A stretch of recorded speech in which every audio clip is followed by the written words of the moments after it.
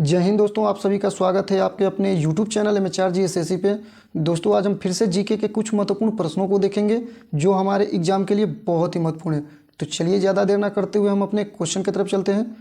दोस्तों इससे पहले मैं आप लोगों को एक बात और बता दूँ कि मैं केवल 20 प्रश्न लिया हूँ जो रेलवे RRB ग्रुप डी और SSC के किसी भी एग्जाम के लिए बहुत ही महत्वपूर्ण है। इसमें ऐसा कोई भी प्रश्न नहीं है जो हमारे एग्जाम में नहीं पूछा जाता हो, ठीक है। इसलिए आप लोग जो भी प्रश्न देखिएगा वो ध्यान से देखिएगा। तो चलिए हम लोग अपने पहले क्वेश्चन की तरफ चलते हैं। पहला क्वेश्चन है, संथाली किस राज्य का लोक नृत्य है? तो पहला है झारखंड, दूसरा है गुजरात, तीसरा है बिहार और चौथा है असम। तो संथाली किस राज्य का लोक नृत्य है? तो संथाली है झारखंड का लोक नृत्य। किसका? झारखंड का। गुजरात का लोक नृत्य कौन कौन सा है? तो गुजरात का है गरबा।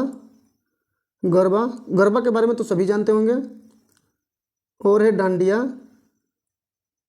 गरबा, डांडिया, पनिहारी, ये सब किसके हैं? तो ये हैं गुजरात के, ठीक है। बिहार के कौन कौन से हैं? तो बिहार के हैं कर्मा,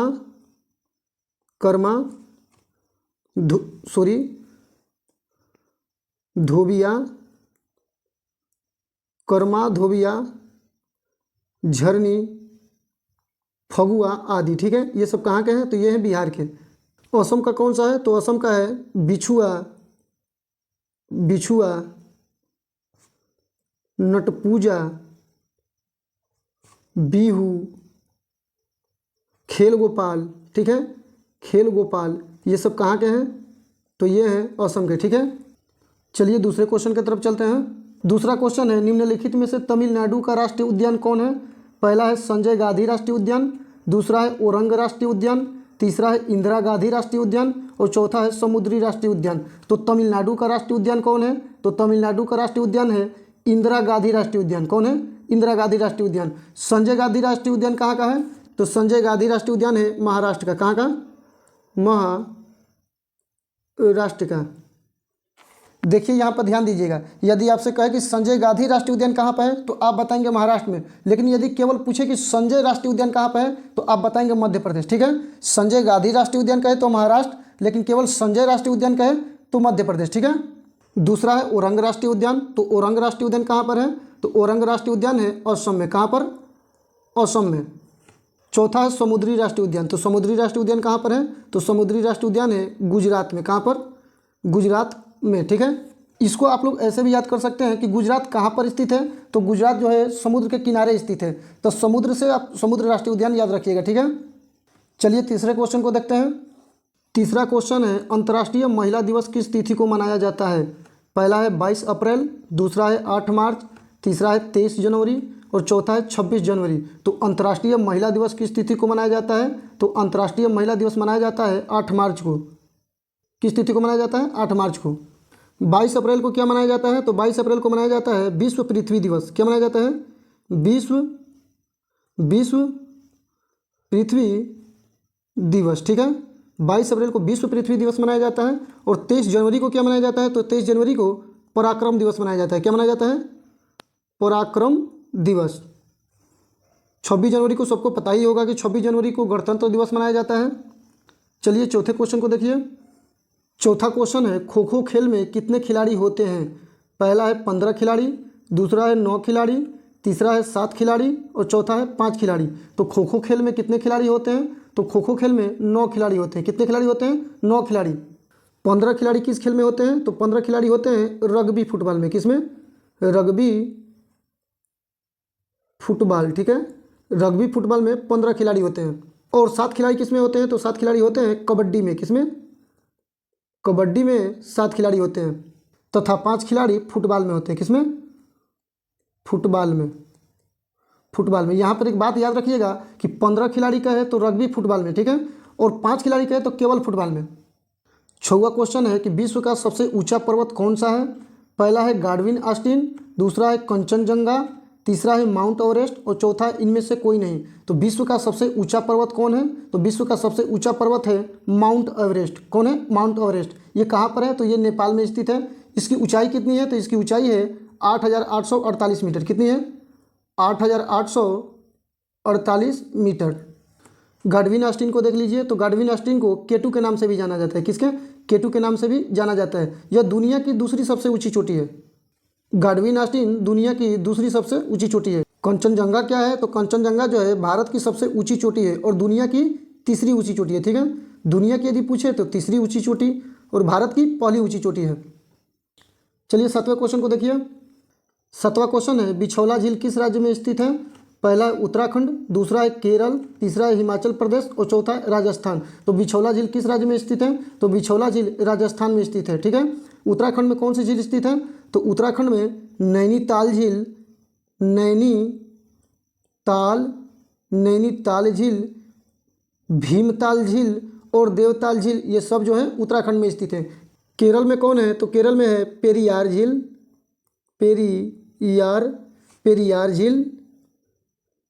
पेरियार झील और अष्टमुडी झील। कौन है? अष्टमुडी झील। ठीक है, ये कहाँ पर है? केरल में। तथा हिमाचल प्रदेश में कौन है? तो हिमाचल प्रदेश में है सुरताल झील। कौन है? सुरताल झील, गोविंद सागर झील और रेणुका झील। ये कहाँ पर स्थित है? तो ये हिमाचल प्रदेश में स्थित है। ठीक है, 8वें क्वेश्चन को देखिए। 8वां क्वेश्चन है तिलैया बांध किस नदी पर स्थित है? पहला है नर्मदा नदी, दूसरा है बराकर नदी, तीसरा है कृष्णा नदी और चौथा है ताप्ती नदी। तो तिलैया बांध किस नदी पर स्थित है? तो तिलैया बांध बराकर नदी पर स्थित है। किस नदी पर? बराकर नदी पर। नर्मदा नदी पर कौन सा बांध स्थित है? तो नर्मदा नदी पर सरदार सरोवर बांध स्थित है। कौन है? सरदार सरोवर बांध। ठीक है, सरदार सरोवर बांध कहाँ पर स्थित है? तो ये है नर्मदा नदी पर। कहाँ पर? गुजरात में। ठीक है, यदि राज्य पूछे तो गुजरात में। कृष्णा नदी पर कौन कौन से है? तो कृष्णा नदी पर अलमाटी बांध है और है नागा अर्जुन बांध। कौन है? नागा अर्जुन बांध। ये कहाँ पर है? ये है कृष्णा नदी पर। ताप्ती नदी पर कौन है? तो ताप्ती नदी पर है उकाई बांध और काकरापारा बांध। ठीक है, कौन है? काकरापारा बांध। 9वें क्वेश्चन को देखते हैं। 9वां क्वेश्चन है फॉरवर्ड ब्लॉक के संस्थापक कौन थे? पहला है A.O. ह्यूम, दूसरा है सुभाष चंद्र बोस, तीसरा है मदन मोहन मालवीय और चौथा है रविंद्रनाथ टैगोर। तो फॉरवर्ड ब्लॉक के संस्थापक कौन थे? तो फॉरवर्ड ब्लॉक के संस्थापक थे सुभाष चंद्र बोस। ठीक है, A.O. ह्यूम कौन थे? तो ये भारतीय राष्ट्रीय कांग्रेस के संस्थापक थे। किसके? भारतीय राष्ट्रीय कांग्रेस। ठीक है, कांग्रेस के संस्थापक कौन थे? तो A.O. ह्यूम। मदन मोहन मालवीय किसके थे? तो मदन मोहन मालवीय थे हिंदू महासभा के। किसके? हिंदू महासभा के मदन मोहन मालवीय थे। रविंद्रनाथ टैगोर किसके थे? तो ये थे विश्व भारती के। किसके? विश्व भारती। ये चारों ऑप्शन आपको क्लियर हो गए होंगे। चलिए 10वें क्वेश्चन की तरफ चलते हैं। 10वां क्वेश्चन है निम्नलिखित में से कौन वाकाटक राजवंश के संस्थापक थे?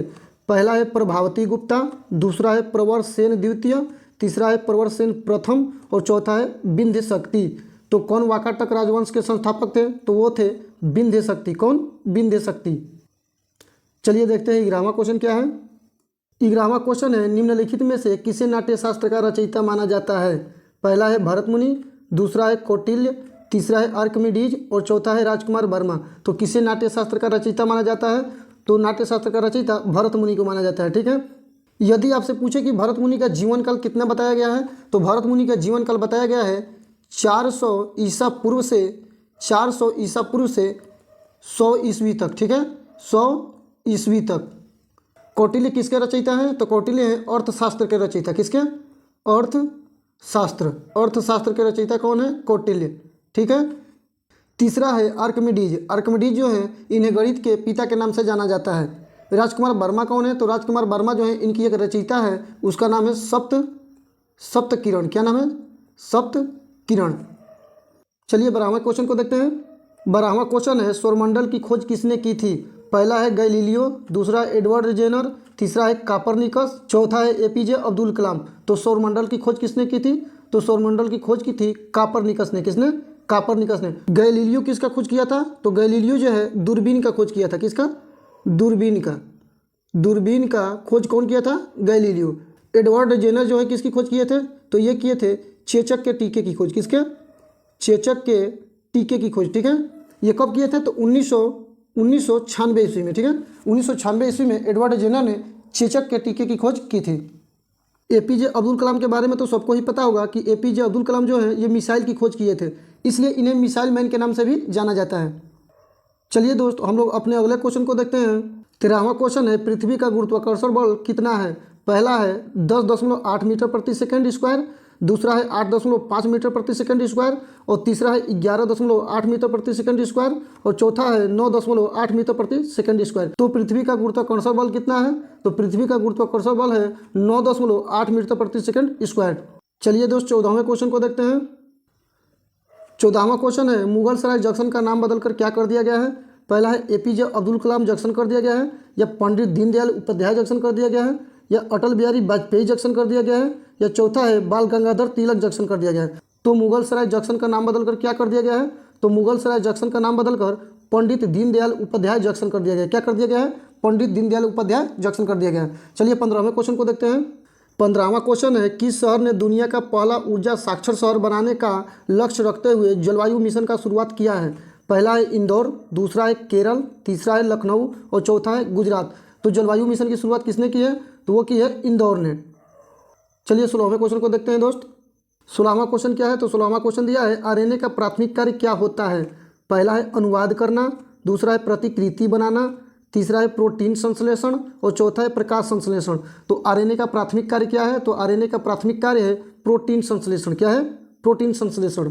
दोस्त, यदि आपसे आरएनए का पूरा नाम पूछे तो क्या बताएंगे? तो आरएनए का पूरा नाम होता है राइबो, क्या होता है? Ribo nucleic acid. क्या होता है? Ribo nucleic acid. ठीक है। चौथा है प्रकाश संश्लेषण। तो प्रकाश संश्लेषण क्या है? तो ये पौधों का कार्य है। प्रकाश संश्लेषण की प्रक्रिया में पौधे सूर्य की रोशनी में ऊर्जा प्राप्त करते हैं। ठीक है। 17वां क्वेश्चन है, करनाल वाट एक बीमारी है। तो किसकी बीमारी है? गेहूं की, या मटर की, या राई की, या धान की? तो करनाल वाट किसकी बीमारी है? तो करनाल वाट है गेहूं की बीमारी। किसकी? गेहूं की बीमारी। दोस्तों, जो ये बीमारी है ये लोगों और जानवरों के लिए हानिकारक नहीं है, लेकिन इससे फसल की गुणवत्ता और उपज कम होती है। ठीक है। चलिए 18वें क्वेश्चन को देखते हैं। 18वां क्वेश्चन है, कार की बैटरी में किस एसिड का इस्तेमाल होता है? पहला है हाइड्रोक्लोरिक एसिड, दूसरा है नाइट्रिक एसिड, तीसरा है साइट्रिक एसिड, और चौथा है सल्फ्यूरिक एसिड। तो कार की बैटरी में किस एसिड का प्रयोग होता है? तो कार की बैटरी में सल्फ्यूरिक एसिड का प्रयोग होता है। किसका? सल्फ्यूरिक एसिड का। हाइड्रोक्लोरिक एसिड का प्रयोग कहाँ पर होता है? तो इसका प्रयोग टॉयलेट और बाथरूम की सफाई करने के लिए होता है। क्या होता है? टॉयलेट और बाथरूम की सफाई करने के लिए होता है। नाइट्रिक एसिड का इस्तेमाल कहाँ पर किया जाता है? तो नाइट्रिक एसिड का इस्तेमाल प्लेटिनम, सोना, चांदी जैसी कीमती जो वस्तुएं हैं उनको शुद्धिकरण करने के लिए किया जाता है। यानी कि जब सोना चांदी को साफ किया जाता है तो नाइट्रिक एसिड का ही प्रयोग करते हैं। देखिए, साइट्रिक एसिड का प्रयोग कहाँ पर किया जाता है? तो साइट्रिक एसिड का प्रयोग सौंदर्य के लिए किया जाता है, जैसे कि त्वचा को चमकदार बनाने में, काले धब्बे को ठीक करने में, और इसका प्रयोग गुर्दे की पथरी को रोकने में भी किया जाता है। ठीक है। यदि गुर्दे में पथरी हुई है तो उसको भी रोकने के लिए साइट्रिक एसिड का ही प्रयोग करते हैं। चलिए 19 नंबर क्वेश्चन की तरफ चलते हैं। 19वां क्वेश्चन है, 1 गीगाबाइट कितने मेगाबाइट के बराबर होता है? पहला है 1124 मेगाबाइट, दूसरा है 1024 मेगाबाइट, तीसरा है 824 मेगाबाइट, और चौथा है 1098 मेगाबाइट। तो 1 गीगाबाइट बराबर कितना मेगाबाइट होता है? तो वो होता है 1024 मेगाबाइट। ठीक है। देखिए, गीगाबाइट क्या होता है? तो गीगाबाइट होता है जीबी। ठीक है। जीबी को गीगाबाइट बोलते हैं, और मेगाबाइट किसे बोलते हैं? तो ये बोलते हैं एमबी को। ठीक है। एमबी को। तो आपसे कहे कि 1 जीबी में कितना एमबी होता है, तो आप क्या कहेंगे? तो 1 जीबी में 1024 एमबी होता है, यानी कि 1 जीबी 1024 एमबी के बराबर होता है। ठीक है। 20वां क्वेश्चन है, मौर्य साम्राज्य का कौन प्रमुख धर्म था? पहला है हिंदू धर्म, दूसरा है जैन धर्म, तीसरा है बौद्ध धर्म, और चौथा है तीनों धर्म। तो मौर्य साम्राज्य का कौन प्रमुख धर्म था? तो वो था तीनों धर्म। यानी कि हिंदू धर्म भी प्रमुख था, जैन धर्म भी प्रमुख था, और बौद्ध धर्म भी प्रमुख था। लेकिन यहाँ से एक बात और याद रखिएगा कि अशोक को पूरे साम्राज्य में बौद्ध धर्म फैलाने के लिए जाना जाता है। ठीक है। बौद्ध धर्म फैलाने के लिए किसे जाना जाता है? तो अशोक को। ठीक है। अशोक जो है अपने पूरे साम्राज्य में बौद्ध धर्म का प्रचार प्रसार कर रहा था। ठीक है। तो दोस्तों, हमारे 20 क्वेश्चन यहीं पर समाप्त हुए। यहाँ तक बने रहने के लिए आप लोग का बहुत बहुत धन्यवाद। चलिए मिलते हैं अगले वीडियो में।